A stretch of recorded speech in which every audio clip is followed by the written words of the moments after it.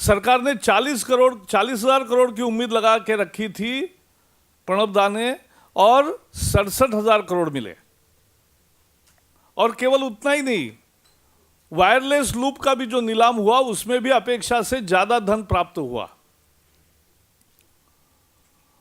और भी एक सबूत, सबसे बड़ा सबूत है कि जिनको 1650 करोड़ में मिला, उन्होंने अपना आधा हिस्सा बेचा 8,000 करोड़ में। यानी जिन कंपनियों की शेयर की प्राइस कुछ नहीं थी, केवल उनको लाइसेंस मिला 1650 करोड़ का, और उसकी कीमत 16,000 करोड़ बन गई कंपनी की, तो यही उस समय की स्पेक्ट्रम की प्राइस थी। जो आज रिजर्व प्राइस रखी थी वो 2008 की रिजर्व प्राइस होनी चाहिए थी, और आपको मिलते थे पैसे। और इसलिए ये सरकार का जो नीति है, और खुद को जश्न मनाने वाली सरकार कि हम विफल रहे, देखो हम हार गए, हम हार गए, हम हार गए। और आगे जाके वो कह रहे कि this is clean chit to UPA government, there was no corruption, there was no loss, there is no corruption. तो फिर क्या था करप्शन? तो सुप्रीम कोर्ट ने 122 लाइसेंस रद्द क्यों किए, बताओ? The Congress owes an answer why Supreme Court had to cancel 122 licenses allotted arbitrarily in 2008, because there was full scam which was very much visible. और इसलिए दुख की बात यह है देश के लिए कि सरकार गिरेबान में झांक कर नहीं देखना चाहती। सरकार आत्म परीक्षण के लिए तैयार नहीं है, सुधार की भी इसलिए कोई गुंजाइश नहीं है। खुद के पाप छिपाने की एक कोशिश है, वो नाकाम कोशिश है।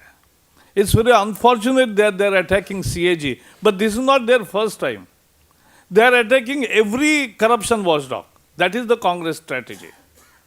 Why they run away from the voting on amendments to the Lokpal, which the amendments were making Lokpal more strong and independent?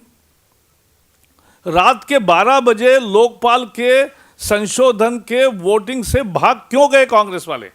क्योंकि उनको लोकपाल नहीं चाहिए।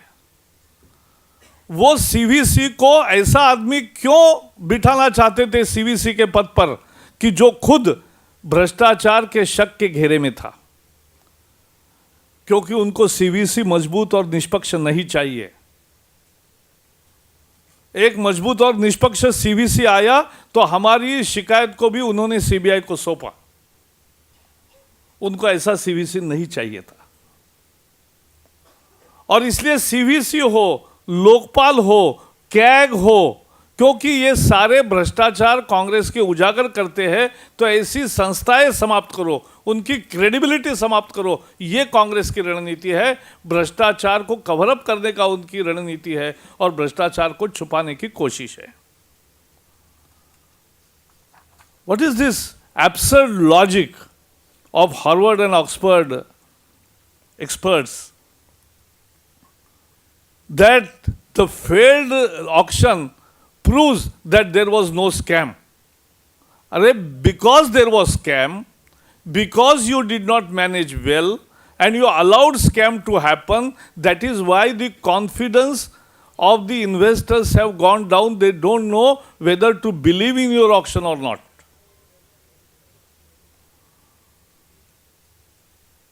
Then why Supreme Court had to cancel 122 licenses?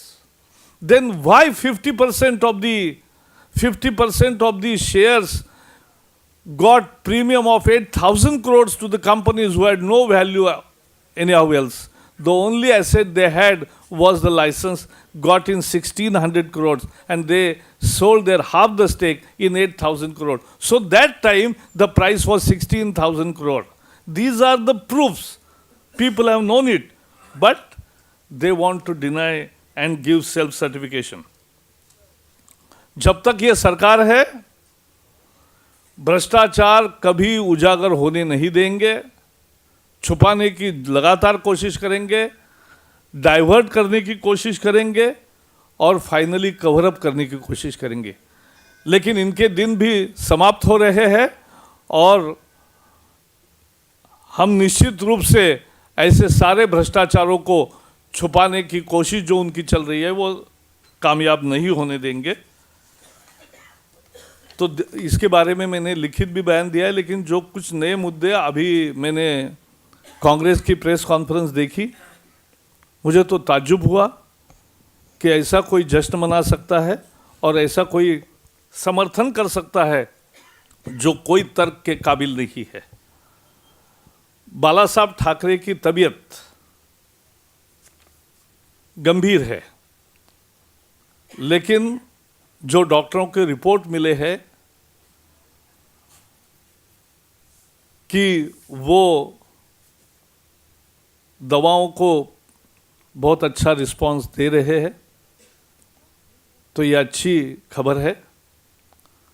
हम ईश्वर से प्रार्थना करते हैं कि उनकी तबीयत में जल्दी सुधार हो,